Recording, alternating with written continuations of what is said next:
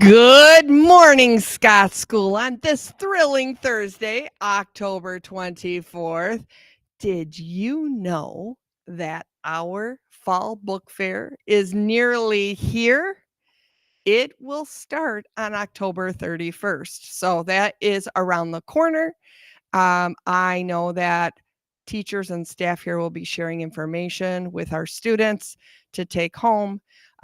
This is an opportunity. It is not something that you have to participate in, but it usually creates some cheer around here because it's fun to pick out new books or to look what's out there. And maybe consider going to a local library if you're unable to purchase a book, or perhaps our own library here has a title that you're interested in. So anyhow, that's coming. Pretty exciting. That'll be around the corner. With that said, that book fair starts on the 31st, and Halloween is also around the corner. And I know Mrs. Cochran shared some information with you yesterday.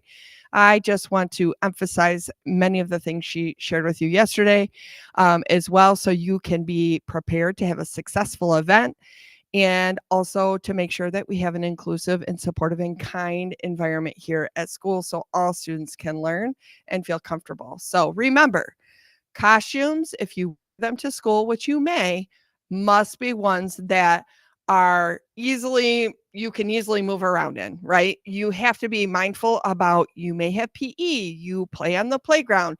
If you ride a bus, it needs to allow you to be able to sit on a bus and share a space or a seat with someone. So that's one thing to consider. A second thing to consider is making sure that your costume is school appropriate.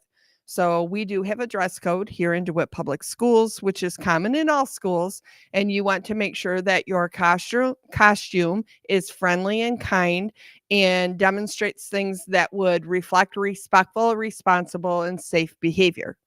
With costumes, oftentimes come cool accessories. We know this. I'm a mom. I have two grown kids, and I remember the fun it was for them to pick out costumes and all the accessories that came with their costumes. The rule to follow here at Scott School is costume accessories should stay home, and you should use those for trick or treating or any other Halloween events you have outside of school. Leave those home. They're safer there. There could be an opportunity for them to get broken or lost here, and that would make everyone really sad because Halloween's fun. And I know many of you work really hard at having the most creative and awesome costume each year. So keep those accessories at home. The other reason for that is all accessories have to be safe ones. And so then we get into picking and choosing what's safe and what's not. So accessories stay at home, and anything that you think is part of your costume, even if it's attached, has to represent school safety. So I'm going to give you an example. We have local heroes here. We have police officers in our community, and police officers, if we want to think about it, might have things like a pair of handcuffs, or they might carry a gun, things like that that help them do their job in a safe way. And they are heroes. That's awesome. But those accessories are, even though they're toys, weapon related. So we don't want to have any type of weapons, even if they're attached to our costume, here at school. So be thinking about that too. All those things must stay at home. And then finally, costumes should be respectful and not super scary and gory. I don't know if you know what the word gory means, but if you have lots of things that like blood or oozing eyeballs or things like that that you might think are pretty cool, not everybody thinks those are super cool.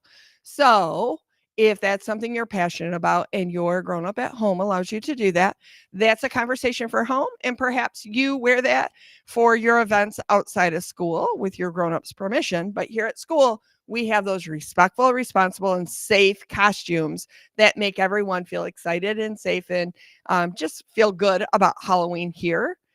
And so that also includes makeup. Like, makeup is fun. I love makeup. It is super fun. But if you're coming to school with that makeup on and you're expected to be here all day, think about, you're eating lunch, you're at recess, you're running around for PE perhaps. And so the sweating, and just like if you have an itch, it smears and it gets on everything.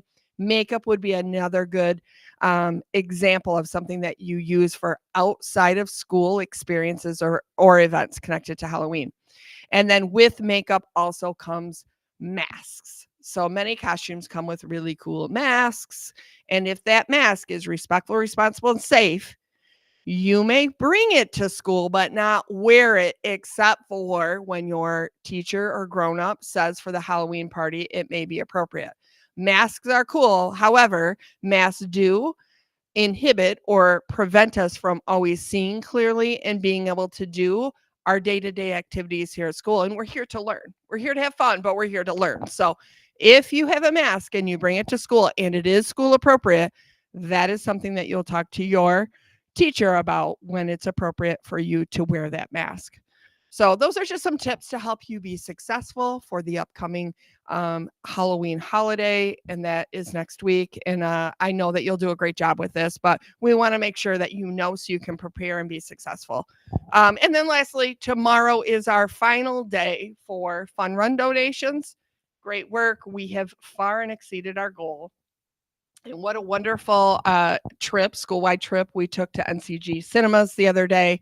And that is one of many trips that your staff here, your teachers and other staff are working so hard to plan so that you have these enrichment opportunities outside the classroom.